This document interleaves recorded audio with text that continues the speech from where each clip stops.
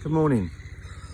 Today I wanted to talk about how we pre-plan our construction projects as developers and property investors. One thing that is quite often overlooked is how we're going to pre-plan and make transparent the flow of money throughout the supply chain on our projects. Traditionally, developers have abdicated this responsibility to a main contractor. The thing is with main contractors, they're experts at building buildings, and we seem to dump this responsibility onto a contractor. But if you're a developer, it really is your responsibility to know where the money's going throughout the supply chain. And if you've got control of that, then you can also tell the health of your project throughout the course of the project as well, because you will see if money's not flowing in the way that it should be flowing, then it might be an indication that there's something starting to go wrong. And quite often you won't know that till you're on site and it's too late to do anything about.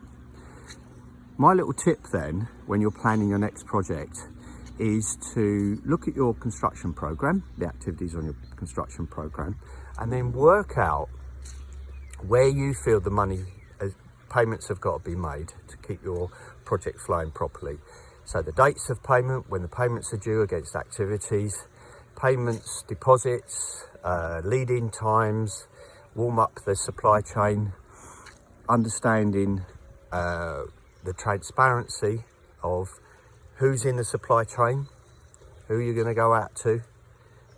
If you've got early contractor involvement, get him to write down all the supplies he's going to use, and then just issue you with a DPO and you make the payments. But it's really important that you know where the cash is going on your project, because if it's going somewhere else other than your project and the builder goes bust or any of the supply chain go bust, then you could have a problem on your project. So there are ways and means of doing this, and there are systems to put in place in doing this. One of the other things you can advantages is that the banks or your lenders can see the transparency in the supply chain. They could even make payments direct. These are all possibilities. But in my experience as a QS, you get disputes on site. One of the big ones is delays, etc. And what I've found is that probably 70-80% of those disputes, if you dig down deep, there's a problem with cash flow. There's a problem with money somewhere. So it's really worth pre-planning your project on the basis of cash flow, of money payments, and transparency of that cash flow. And you can do it. You can sit down with a program, a pen and paper, and work through who's going to be in your supply chain, what materials you want, what trades you're going to have, how it's going to be packaged up, and then work out when them payments need to be made. And to be honest, I think the most transparent and best way to do it, if you're the developer and it's your responsibility, make the payments yourself and just get the builder to get on and do the work.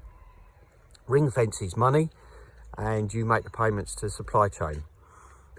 Just a thought, but it's not something that's very, very often done, and we're steeped in an old culture of tradition within the construction industry. But one of the biggest problems in the construction industry is late payments and problems with payment cash flow. And I think it's going to change. And for developers, I think it's developers and investors that need to drive that change. Let's leave the contractors just to get on and do the building, rather than abdicate a big responsibility to managing cash flow throughout the supply chain. And it helps to manage risk. It helps to monitor the health of the project. It helps to reduce the risk for lenders, helps to reduce the risk for you as a developer, and also for a contractor, it gives him one less thing he has to employ people to manage. So he can get on and do what he does best, and that's build a project. So Stuart Davidson, little tip for you there, and see you in the next video.